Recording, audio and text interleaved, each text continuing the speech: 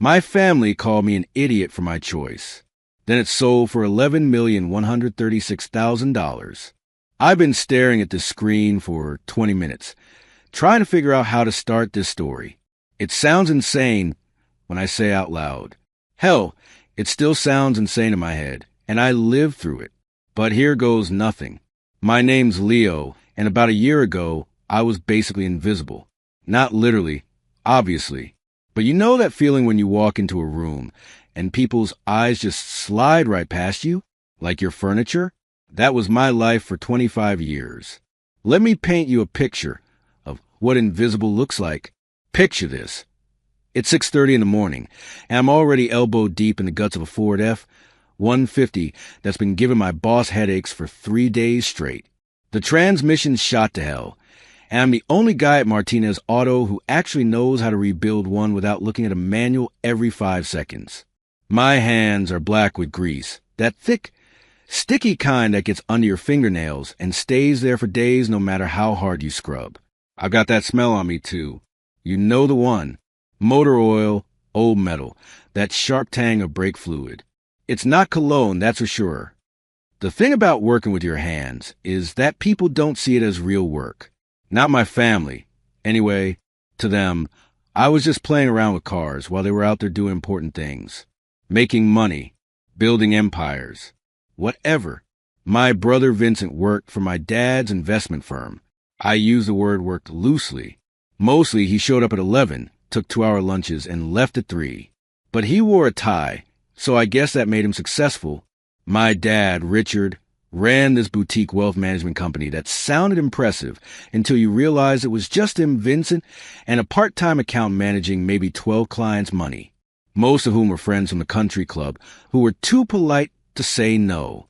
But every evening, I'd come home to the same scene. Dad and Vincent in the living room, crisp Ralph Lauren button-downs, talking about market trends and investment opportunities. The funny thing, I knew for a fact the firm was hemorrhaging money. I'd seen the overdue notice from the landlord on the kitchen counter 2 weeks back, but they talked about millions like they were pocket change. I'd walk in smelling like honest work, and the temperature would drop about 10 degrees.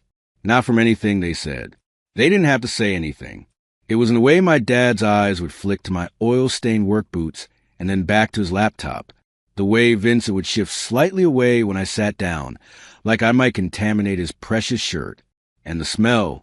God, the smell difference. I reeked the garage. They smelled like money. Or what money's supposed to smell like. Vincent wore this Tom Ford cologne that probably cost more than my weekly paycheck. It would hit you from across the room, this wave of expensive spice, and with notes that screamed I'm important. I never said anything. What was the point? I just headed upstairs, showered until the water ran clear, and tried to scrub the day off my skin. Then Grandpa Arthur died.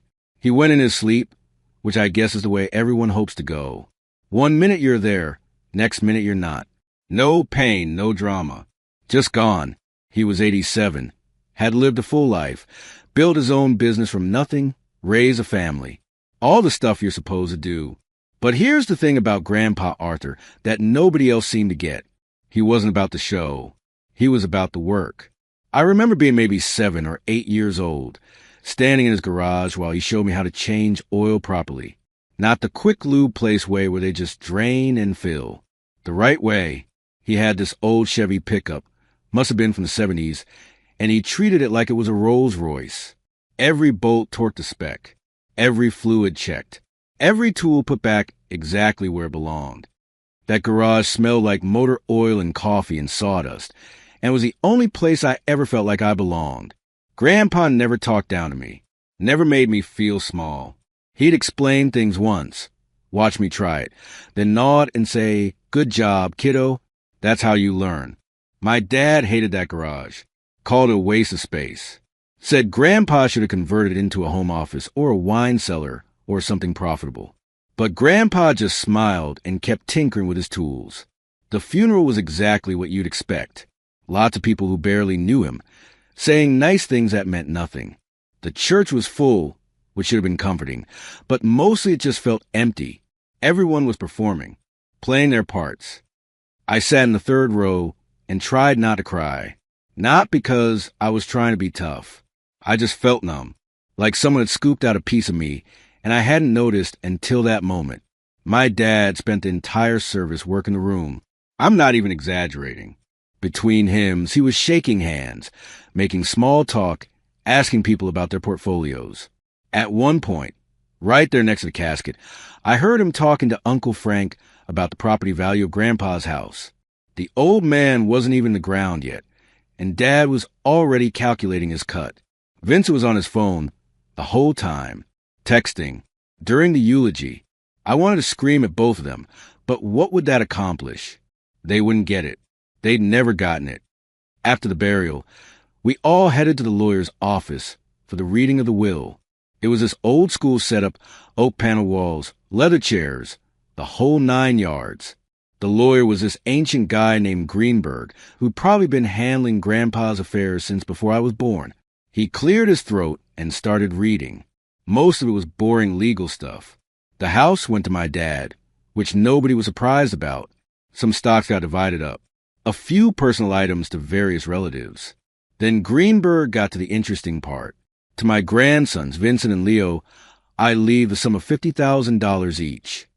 50 grand. I literally stopped breathing for a second. That was more money than I'd ever seen in my life. That was open my own shop money. Buy professional tools money. Stop living under my dad's roof money. I saw Vincent smirk. Like $50K was pocket change to him. But I knew better. I knew he was probably 30 grand in credit card debt from trying to keep up appearances. But Greenberg wasn't done. Paragraph 4, subpoint B, he continued, adjusting his glasses. To my grandsons, I leave my 2 watches. Let them decide between themselves, by mutual agreement, who shall receive which timepiece. He reached into a drawer and pulled out a velvet cushion. On it sat 2 watches. The first one caught the light immediately.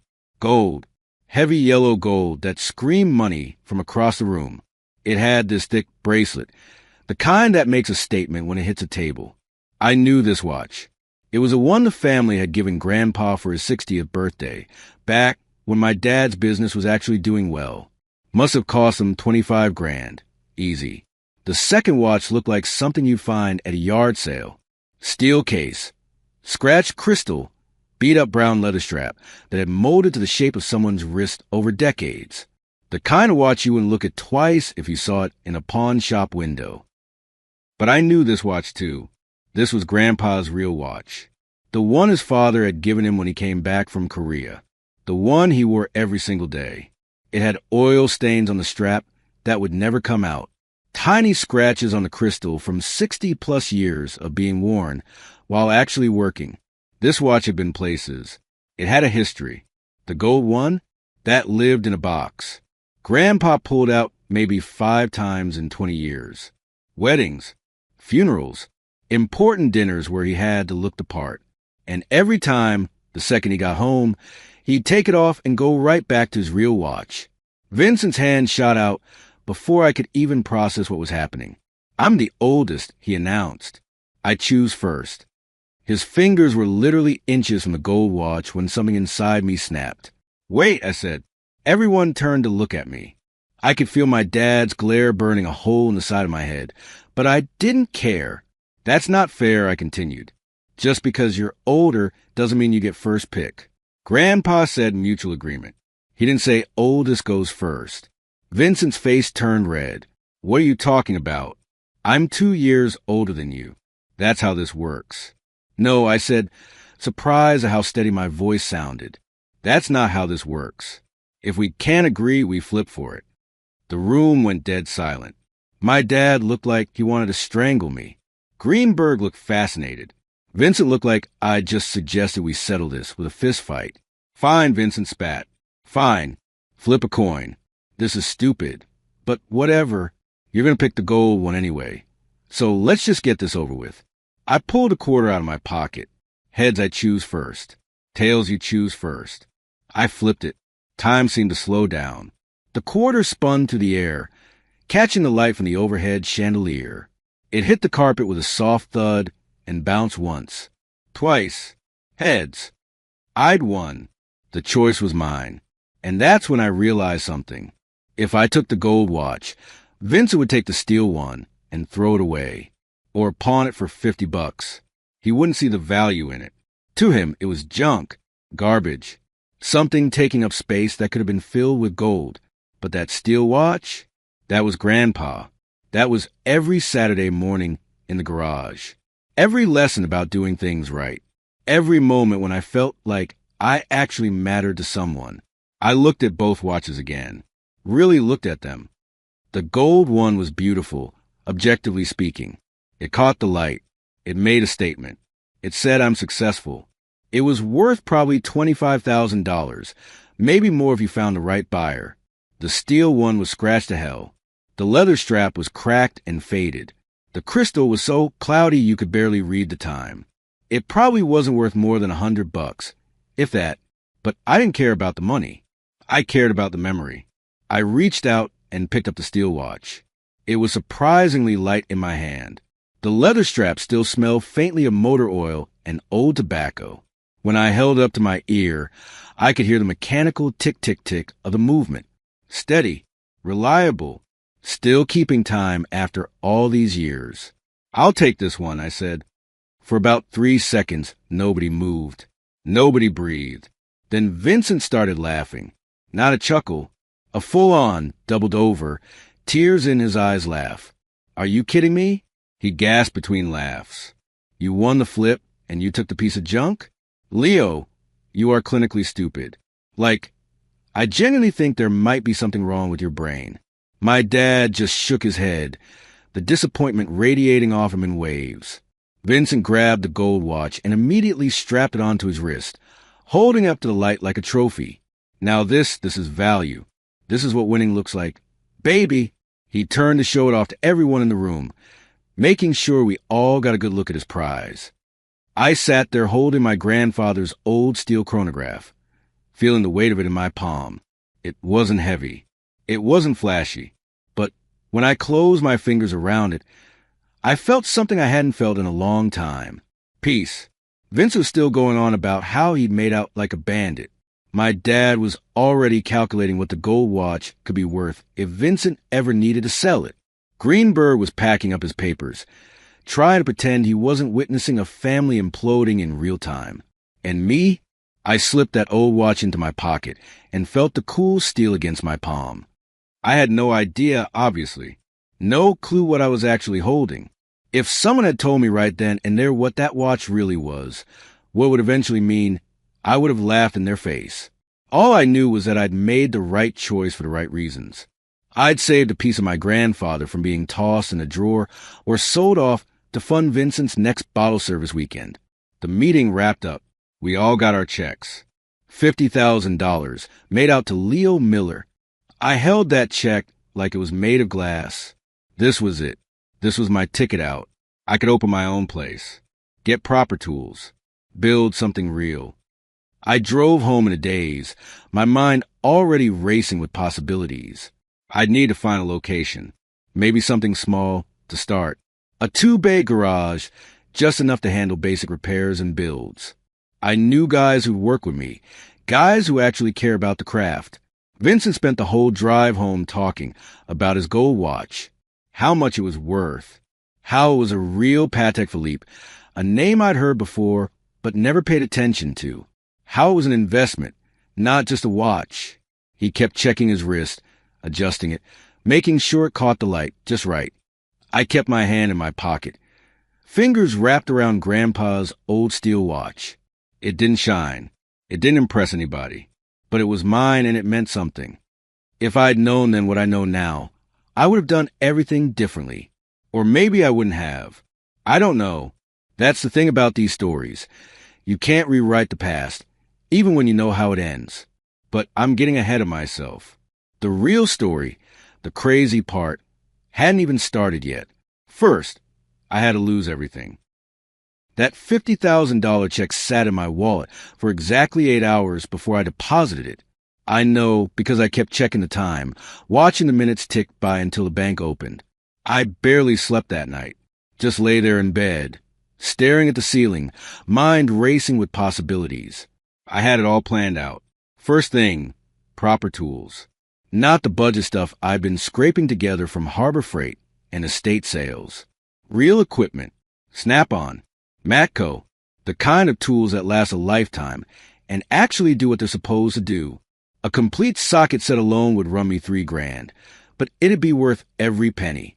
Then maybe a small bay. Nothing fancy. Just enough space to work on 2, maybe 3 cars at a time. I'd been looking at commercial properties on the outskirts of town. There was this old garage on Route 9 that had been sitting empty for months. The owner wanted $1,200 a month, which was steep, but doable if I could line up enough customers. I was at the bank when the doors opened at 9. First customer of the day. The teller was this middle-aged woman, named Patricia, who'd handled my account for years. She knew me as a guy who deposited his paycheck every other Friday, usually somewhere between $800 and $900 after taxes. When I slid that check across the counter, her eyes went wide. She processed it without comment, professional as always, but I could see the question in her expression. I didn't offer an explanation, just waited while she stamped and scanned and did whatever tellers do with large deposits. The receipt showed a pending deposit of $50,000. Available balance, $50,000, minus a 2-day hold for verification. I folded that receipt like it was made of gold and put it in my wallet next to Grandpa's old watch. That was a Tuesday morning. By Wednesday afternoon, I'd already started making calls. Reached out to a couple guys I knew from the auto scene, mechanics who were sick of working for other people. Everyone was interested. The energy was real. This could actually happen. I checked my account balance Wednesday evening. Still pending, but the money was there. $50,000. I'd never seen that many zeros next to my name in my entire life. Thursday morning, I woke up early, made coffee, and started putting together a real business plan. Nothing fancy, just a spreadsheet with projected costs and income. Tools, $15,000. Lease deposit and first month, $2,400. Insurance, who knows, probably another couple grand. Marketing. Basically nothing word of mouth in this business. I'd still have $30,000 in the bank as a cushion. It felt good. It felt right. Like my life was finally moving in a direction I'd chosen instead of one that had been chosen for me. At noon, I logged into my bank account to check if the hold had cleared. Balance, $0.00. I stared at the screen, blinked, refreshed the page. Still zero. My heart started doing this weird thing where it felt like it was beating too fast and too slow at the same time. There had to be a mistake, a glitch, something. I pulled up the transaction history. Wire transfer, 9:47 a.m. $50,000. Sent to Richard Miller. My dad. My hands started shaking. I called the bank. Got transferred 3 times before I reached someone who could actually access my account details. The voice on the other end was professional, almost bored. Customer service trained to handle panic calls without getting emotionally involved. She confirmed what I'd already seen. Yes, there had been a withdrawal. Yes, it was for the full amount. Yes, it was authorized. I told her it wasn't authorized. I didn't make that transfer. She put me on hold. Came back 2 minutes later with information that made my stomach drop. The account was a joint custodial account. Richard Miller was listed as co-owner.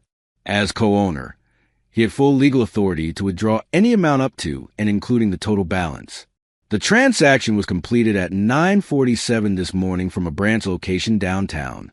Everything was properly authorized with identification and signature verification. I sat there with the phone pressed against my ear, not breathing. Joint custodial account. And then it hit me, all at once, like getting punched in the chest. I was 16 years old. Dad had sat me down at the kitchen table with a bunch of paperwork and told me it was time I learned about financial responsibility. We were going to open a bank account together. He'd help me manage it until I got the hang of things. Co-sign, so I could start building credit history. I'd signed everything he put in front of me. Didn't read a word of it. Why would I? He was my dad. I trusted him. 9 years. 9 years that account had been sitting there with both our names on it. I'd never thought about it. Never occurred to me to remove his name once I turned 18. It was just my checking account, the place where my paychecks went, and the place where my inheritance went. The customer service rep was still talking, explaining policies and procedures and legal frameworks. I hung up on her mid-sentence. I don't remember driving home. I must have, because suddenly I was in the driveway, my car door open, keys still in the ignition. The house looked the same as it always did. Clean, respectable, the kind of place where successful people lived. I slammed the car door hard enough that the sound echoed down the street. My dad was in the living room, same chair he was always in, reading the Wall Street Journal. He didn't even look up when I walked in. I asked him where my money was. Actually, I didn't ask. I shouted. My voice cracked on the word money. He folded the newspaper carefully, creased it down the middle, and set it on the side table. Then he looked at me, really looked at me, like I was a stranger who'd wandered into his house uninvited. He told me it wasn't theft. His voice was calm, reasonable, the same tone he probably used with clients when explaining why their portfolios were underperforming. It was compensation, he said. I'd lived under his roof for 25 years, eaten his food, used his electricity, his water, his internet. Did I think all that was free? He started listing expenses. My braces when I was 14, $4,500. My high school graduation party, $800. That time I wrapped my car around a telephone pole when I was 19, $3,200 for repairs that insurance didn't cover. Then there were the intangibles, the value of living rent-free, the networking opportunities from being part of his family, the prestige of the Miller name. He said we were even now. Square. I should be grateful he wasn't charging me interest. Vincent was on the couch the whole time, doing that thing where he pretended not to be listening while obviously listening to every word. He had Grandpa's gold watch on his wrist, and he kept turning it back and forth to catch the light. When Dad finished his speech, Vincent finally looked up and made some comment about the real world, about how the strong survive and the weak get eaten. He called me a loser. No, wait. He said I was a weak loser, like the adjective was necessary for clarity. I tried to explain. These were all my plans. The tools, the garage, the business I was going to build. This was everything. Dad cut me off, told me if I wanted to open a business, I should open one, but not under his roof, not with his resources. If I didn't like how he ran his household, the door was right there. I stood there for a second, trying to process, trying to understand how we'd gotten here, how the man who'd raised me could look at me with such cold indifference. Then he stood up, walked past me to the hallway, and came back with my old gym bag, the one I'd used in high school. He must have gone upstairs while I was at work and packed some of my clothes. He dropped it at my feet. The thud it made hitting the hardwood floor was final. Absolute. I picked up the bag, walked out, didn't say another word because what was there to say? Vincent called something after me. I didn't catch it. Didn't care. I threw the bag in my back seat and drove. Didn't have a destination. Just drove until I ran out of anger, which took about an hour and put me somewhere near the state park on the east side of town. I pulled into an empty parking lot and turned off the engine. Then I just sat there. It was getting dark. The parking lot lights hadn't come on yet. There was this weird in-between period where it's not quite day and not quite night, and everything looks gray and washed out. I checked my bank account again on my phone. Still zero. Checked my wallet. $37. Checked the gas gauge. Quarter tank. Maybe enough for another 100 miles if I was conservative. I had nowhere to go. My friends in the shop all had roommates. Tiny apartments. No space for a surprise house guest. The guys I worked with were paycheck to paycheck. Same as me. I couldn't ask them for help. The temperature dropped as night came on for real. I turned the engine off to save gas, which meant no heat. I put on the extra hoodie I found in my gym bag. It helped, but not much. My stomach started making noise around 8 p.m. I realized I hadn't eaten since breakfast. That was 12 hours ago. $37. I could get food, but then I'd have maybe $20 left. That wouldn't cover gas and food tomorrow. I had to choose. I chose sleep. Figure if I was unconscious, I wouldn't feel hungry. Sleeping in a car sounds romantic when you're a kid and you're talking about road trips and adventure. It's not romantic. It's cramped and cold, and every position is uncomfortable. The seats in my old Mazda 6 didn't recline far enough to actually lie down. I ended up curled in the back seat with my jacket balled up as a pillow. Around midnight, it started raining. Not hard, just a steady drizzle that tapped against the roof. Normally I like rain. It's soothing. White noise. That night, it just sounded lonely. I lay there listening to it, feeling the cold seep through the windows, and try not to think about how completely my life had fallen apart in less than 24 hours. The watch was still in my pocket. Grandpa's old steel chronograph. I took it out, held it up to what little light came through the windows from the distant highway. It had stopped sometime between the lawyer's office, and now the movement had wound down. The second hand sat frozen at 43 seconds past the hour. Dead, just like everything else. I ran my thumb over the scratched crystal, felt the worn leather strap. It smelled like old tobacco and motor oil, even after all these years. This watch was the only thing I had left that meant anything. Everything else was gone. The money, the family, the future I'd planned. A thought crept into my head. The kind of thought you don't want to have, but can't push away once it's there. I could sell it. Not for much. It was broken, beaten up, probably not worth more than $50 or $60 at a pawn shop. But $50 was gas money, food money, enough to keep going until I figured something out. I turned it over, looking at the case back. There were scratches there too, and something engraved that I'd never noticed before. The light was too dim to read it. Friday morning came gray and wet. I woke up with my neck kinked and my fingers numb from the cold. The rain had stopped, but everything was soaked. The windows were fogged up from my breathing. I used the last of my battery to search for pawn shops nearby. Found one about 3 miles away that opened at 10. It was 8:30. I had time to think about this. Time to talk myself out of it. But what choice did I have? I started the car, lit warm up, and headed toward the pawn shop. The whole drive there, I kept touching the watch in my pocket, feeling its weight. Grandpa's watch. The last piece of him I had. I told myself it was temporary. I could buy it back. People did that, right? Pawned stuff, got some cash, then came back and reclaimed it once they got back on their feet. It wasn't selling. It was borrowing. That's what I kept telling myself. The pawn shop was one of those places that tries too hard to look legitimate. Big windows, clean signs, LED lights.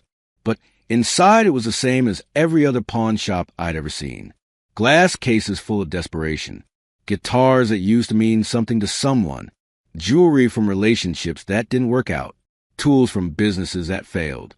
The guy behind the counter was maybe 50, heavy-set, bored expression. He'd seen it all before. Another person at the end of their rope, hoping their stuff was worth more than it was. I put the watch on the counter. He barely glanced at it, picked it up, turned it over a few times, held it up to his ear. Movement's dead, he said. Crystal scratched to hell. Band's trash. I can give you $75 for the case. Scrap value, $75. That was it. That was what my grandfather's legacy was worth to a stranger. I looked at that watch sitting on the counter between us. Really looked at it. The scratches on the crystal weren't damage. They were history. Every mark told a story. 60-plus years of being worn while actually living life. Working. Building. Creating. The leather band wasn't trash. It was broken in. Molded to the shape of Grandpa's wrist over decades. You couldn't buy that kind of character. And yeah, the movement was dead. But it wasn't trash. It was mechanical. It could be fixed. It could tick again. The pawnbroker was waiting. He had his hand on the cash drawer. I picked up the watch. Told him never mind. Sorry for wasting his time. He shrugged. Said it was no problem. And I should come back if I changed my mind. He'd probably still give me $60 for it next week. I walked out of there holding that watch so tight my knuckles went white. I sat in my car in the parking lot. For a long time. The watch was in my palm, warm from my hand. I could feel my pulse against the metal. If I sold this, I'd have gas money and food money, and maybe enough for a motel room for a couple nights. And then what? I'd be right back where I was, except I'd have lost the one thing that connected me to the person who'd actually believed in me. But if I kept it, I was choosing sentiment over survival. I was choosing a broken watch over food. The smart move was obvious. Sell it. Live to fight another day. It's just a thing. Things can be replaced. Except this thing couldn't be replaced.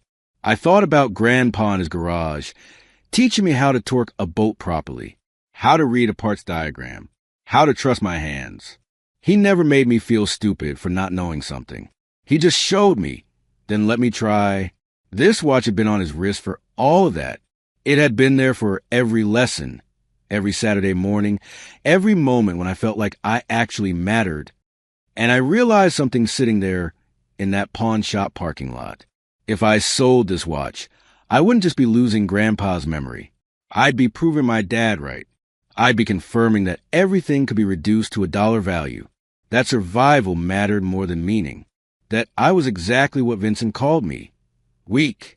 I wasn't going to sell it, but I wasn't going to let it stay broken either. I pulled out my phone and searched for watch repair shops. Found one about 15 minutes away. Some place called Weissman & Sons Fine Timepieces.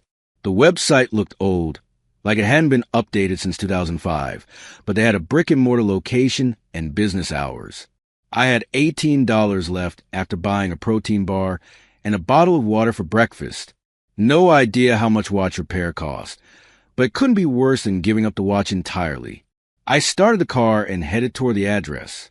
The watch sat on the passenger seat, and for the first time since Dad had taken my money, I felt like I'd made the right choice about something, even if I didn't know yet just how right it was. The drive to Weissman & Sons took me through parts of town I'd never been to before. Old industrial district, mostly. Buildings with faded signs advertising businesses that hadn't existed in 20 years. The kind of neighborhood where you could still find real craftsmen if you knew where to look. I found the shop wedged between a Vietnamese restaurant and a shuttered barbershop. The storefront was narrow, easy to miss if you weren't paying attention. Gold lettering on the window, half faded, Weissman & Sons Fine Timepieces, EST 1952. A week had passed since I'd left that pawn shop. 7 days of living in my car, washing up in gas station bathrooms, working at a car wash on the other side of town for $11 an hour plus tips. The tips were garbage, by the way, maybe $5 on a good day. I'd managed to save $340, not enough for a security deposit on even the worst apartment in town. Not enough to do anything except keep surviving, one day at a time. The watch had stayed on my wrist the entire week, even though the movement was dead, even though it didn't tell time. It felt wrong to take it off, like I'd be abandoning Grandpa all over again. I pushed open the door to the watch shop. A small bell chimed above my head, one of those old-fashioned brass ones. The sound cut through the silence like a knife. Inside, the shop smelled like old wood and machine oil, not car oil. Something finer, more precise. The kind of oil you use on delicate mechanisms that cost more than most people's cars. The walls were lined with clocks, dozens of them, maybe hundreds, all ticking at slightly different intervals, creating this weird layered sound that was almost hypnotic. Tick, tick, tick, tick, tick, overlapping and echoing off each other. Behind the counter sat an old man who looked like he'd been there since the shop opened in 1952. Maybe 75, maybe older. White hair, wire-rimmed glasses, and one of those jeweler's loops perched on his forehead. His hands were steady despite his age, precise in a way that spoke to decades of working with tiny, expensive things. He looked up when I entered. Didn't smile, didn't frown, just looked. I approached the counter, suddenly very aware of how I must have appeared. Unwashed, unshaven, clothes I'd been wearing for 3 days straight. The kind of person who gets followed by security guards in nice stores. But this wasn't a nice store. This was a workshop, and the old man just waited patiently for me to speak. I told him I had an old watch that had stopped working, asked how much it would cost to repair. He held out his hand, without a word. I slipped the watch off my wrist and placed it in his palm. Felt naked without it, even though it had only been there a week. He turned it over a few times, held it up to the light. His expression didn't change. Old piece, he muttered. Movement seized. Crystals damaged. Repair would run you about $150. Might not be worth it for something like this.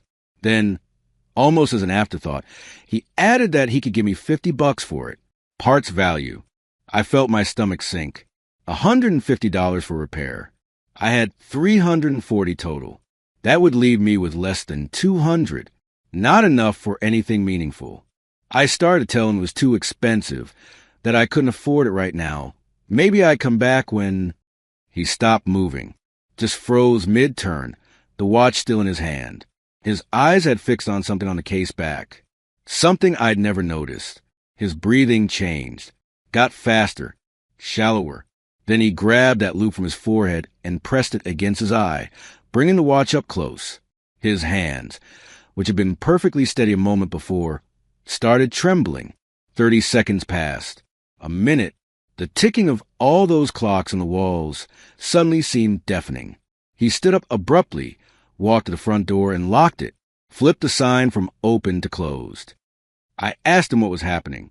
My voice came out higher than I intended. He turned back to me, still holding the watch like it might explode if he moved wrong. Asked me where I got this piece. So I told him. All of it. My grandfather's death. The will reading. The 2 watches. My brother grabbing for the gold one. Me flipping a coin and winning the choice. Taking the steel watch because it meant something. Because it was real. Because I couldn't let Vincent throw it away. I told him about my family laughing at me. Calling me an idiot for choosing wrong. The old man listened to all of it without interrupting. When I finished, he was quiet for a long moment. Then he told me to sit down. There was a small chair near the counter, probably meant for customers waiting for repairs. I sat. My legs felt weird, like they might not hold me up anymore. He asked me if I knew why my brother chose the gold watch. I said probably because he was an idiot. The old man almost smiled. Almost. He told me my brother wasn't an idiot. He was a dilettante. Someone who sees the surface but misses the substance. And I, apparently, didn't understand what I was holding. Then he started explaining. The watch in his hands, the one I'd been wearing all week while sleeping in my car, was a Patek Philippe reference 1518, made in 1941, the first serially produced chronograph with a perpetual calendar ever created. He pointed out details I'd never noticed. The tachymeter scale around the edge of the dial, used for measuring speed. The moon phase indicator at 6 o'clock. The way the subdials were arranged. He explained that during World War II, wealthy collectors wanted gold. Gold meant status, prestige, wealth. Gold was safe. But occasionally, very occasionally, Patek Philippe would make a steel version for special clients. People who understood that true value wasn't about flash. Then came the number that made my brain stop working.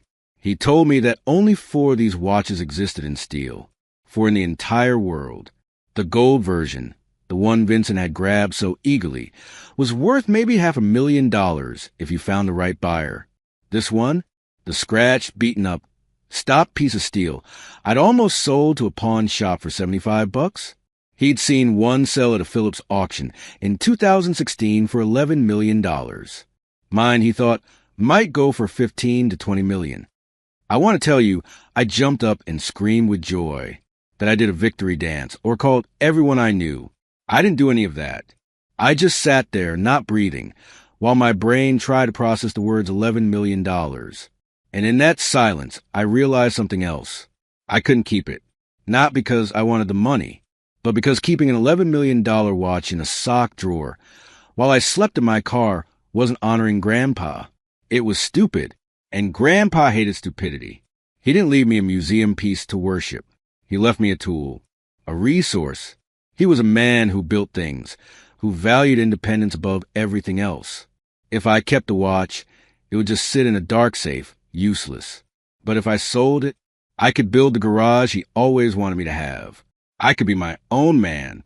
I could turn this piece of steel into a life. Selling it wasn't abandoning his memory. It was investing it. The old man, whose name I learned was Weissman, started moving with purpose. He told me to wait, that he needed to make a call. But first he needed photographs. He pulled out an iPhone that looked comically modern in his ancient hands, switched it to macro mode, and started taking pictures through his loop. Close-ups of the dial, the case back, the movement through the crystal. I heard the click, click, click of the camera shutter, heard the whoosh sound an email being sent. Then we waited. 10 minutes later, his phone rang. He answered it, said a few words, then switched a video call and positioned the camera to show the watch. The voice that came through the speaker had a British accent. Female, professional. She worked in the watches department at Phillips auction house. What I saw on that screen was a woman in an expensive suit, literally grabbing her head with both hands. She kept repeating, "Oh my God," over and over. Then she told Weissman not to touch it, to put it down immediately, that they were sending a team. She asked where we were located. Weissman gave her the address. She said they'd have people there by tomorrow morning. She made him promise, 3 times, that the watch would stay in his safe until they arrived. When the call ended, Weissman looked at me with something that might have been respect. He told me that I'd done something most people couldn't do, that I'd chosen correctly when given the option between appearance and authenticity, that my grandfather had left me more than a watch. He'd left me a test I'd passed without even knowing I was taking it. The next day, 3 people showed up in a black SUV, 2 men and a woman, all in suits that probably cost more than my car. They had cameras, forms, authentication equipment. They examined the watch for 2 hours, taking notes, cross-referencing serial numbers, checking every minute detail. Then they made phone calls. Lots of phone calls. By that evening, the watch was in an armored car headed to New York, insured for $12 million. I'd signed papers I barely understood, giving Phillips Auction House the right to sell it on my behalf. One of the suited people, a guy named Marcus who seemed to be in charge, told me the auction would be in Geneva 6 weeks from now. He estimated the hammer price at 11 to 15 million, maybe higher if the right collectors showed up. I asked him what happened after the sale. He walked me through it. Auction house commission, around 12.5%. Federal capital gains tax on collectibles, 28%. State tax, another 3 to 5% depending on where I lived. I did the math in my head. If it sold for 11 million, I'd clear maybe 7 million after everything. $7 million. I'd been sleeping in my car a week ago. Marcus asked if I wanted to fly to Geneva for the auction. I could watch it in person, be there when the hammer fell. I told him no. Too expensive. I'd listen on the phone. 6 weeks is a long time when you're waiting for your entire life to change. I used the small advance Phillips gave me to get an apartment. Nothing fancy. A studio in a building where the elevator only worked half the time. But it had 4 walls, a roof, and a door that locked. It felt like a palace. I kept working at the car wash. My boss asked why I was smiling all the time. I told him I'd gotten some good news. Didn't elaborate. The auction was scheduled for a Tuesday. 2 p.m. Geneva time. 8 a.m. my time. I took the day off work. Sat on my bed with my phone charged to 100% and a bottle of water because my mouth had been dry for 3 days straight. The Phillips representative called me at 7:45, told me they'd set up a phone line so I could hear the auction live, asked if I was ready. I wasn't, but I said yes anyway. At 8 a.m., I heard the auctioneer's voice. French accent. Crisp. Professional. The kind of voice that had sold hundreds of millions of dollars worth of art and jewelry and rare objects. He announced Lot 42. Patek Philippe reference 1518, stainless steel 1941. Opening bid, $3 million. Someone bid immediately. 3.5. 4. 4.5. The bidding moved fast. $500,000 increments like they were spare change. 5 million. 6. 7. There was a pause at 8 million. I could hear murmuring in the background. The auctioneer saying something in French. Then it started again. 8.5. 9. 9.5. $10 million. Another pause. Longer this time. 10 and a half. 11. The auctioneer's voice. Going once. Going twice. Then I heard it. The sound of the hammer hitting the podium.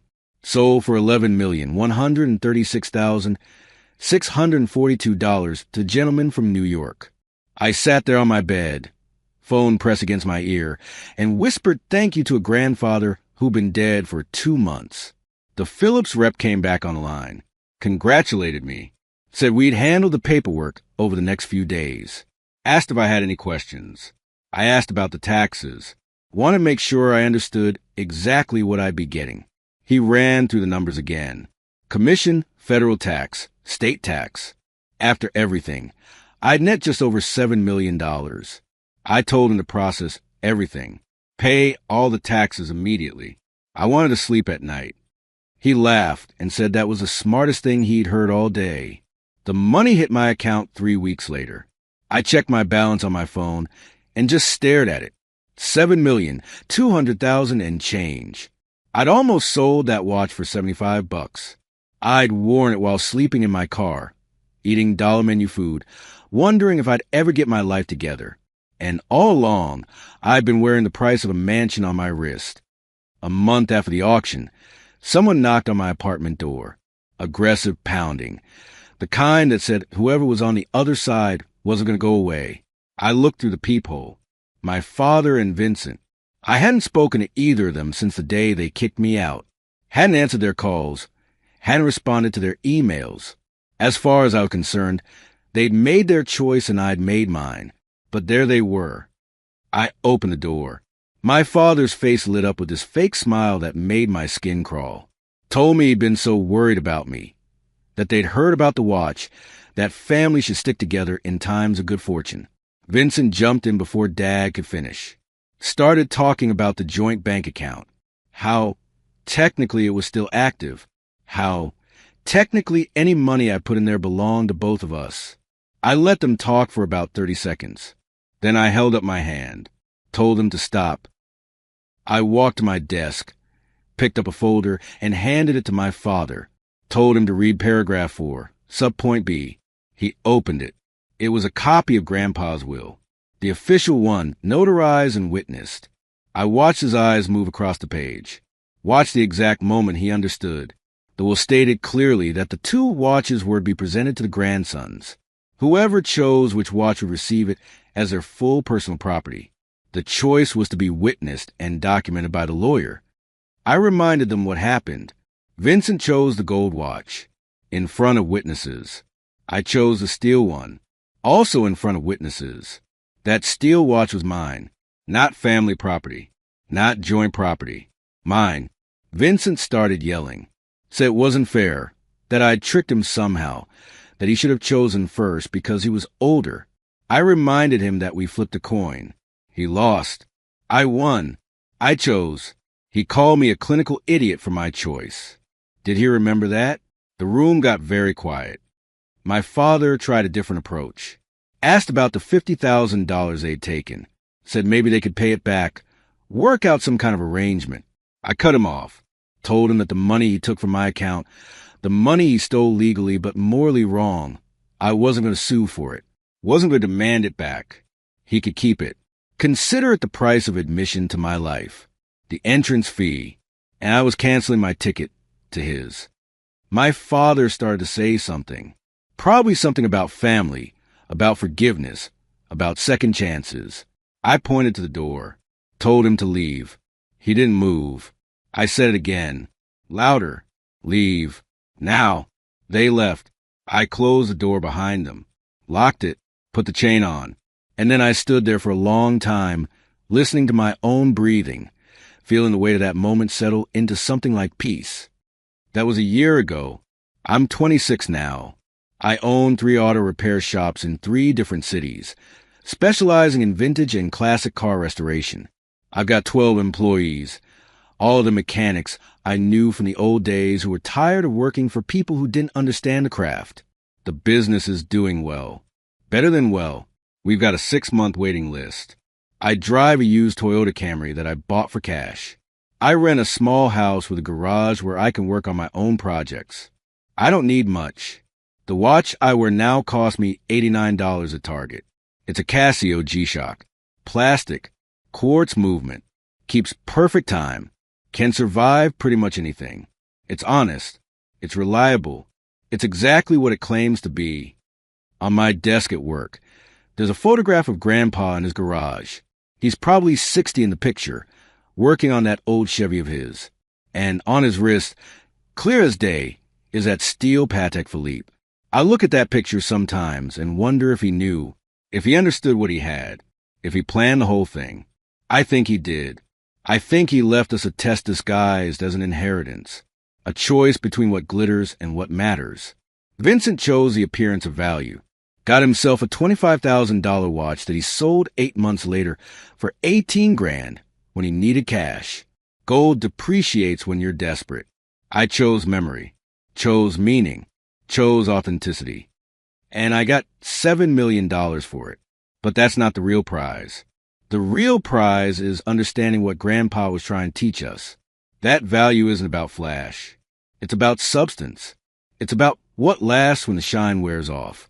That the strongest things are often the least impressive on the surface. That steel, properly made and properly cared for, outlasts gold every single time. Vincent learned that the hard way. Last I heard, he's working sales at a car dealership. Dad's firm went under about 6 months after the auction. Turns out it's hard to run a business when you're spending more time looking successful than actually being successful. I could say I feel bad for them. That would be the generous thing. I don't. They made their choices. I made mine. We all have to live with the consequences. Me? I wake up every morning in a house I own, go to work at a business I built, and come home to silence that feels like victory instead of loneliness. I sleep well. I sleep clean. And sometimes late at night, I imagine Grandpa in his garage, knowing exactly what he was doing when he left those 2 watches on that velvet cushion, knowing that one of us would see through the glitter to the truth underneath, hoping it would be me. I think about calling him on the phone sometimes, before I remember he's gone. Want to tell him he was right, that I get it now, that I understand the lesson. But maybe he already knows. Maybe he knew all along. The watch is gone now, sold some collector in New York who'll probably never wear it. It'll sit in a climate-controlled vault somewhere, appreciating in value, getting more expensive with every passing year. And that's fine, because I don't need the watch anymore. I learned what it was supposed to teach me. Grandpa didn't leave me money. He left me a choice. And in making that choice, in choosing memory over money, authenticity over appearance, substance over shine, I proved something to myself that I'd never proven before.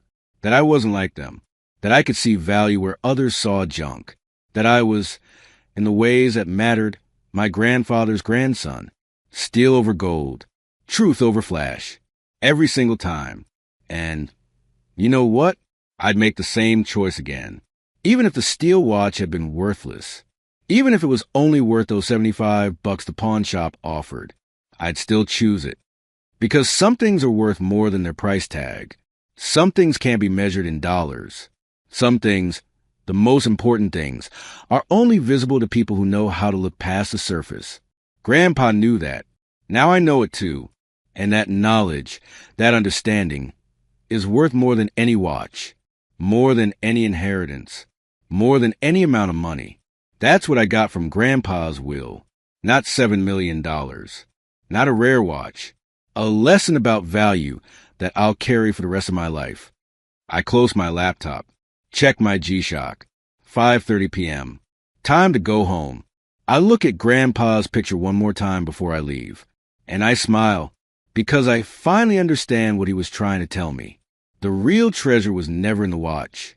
It was in having the wisdom to choose it.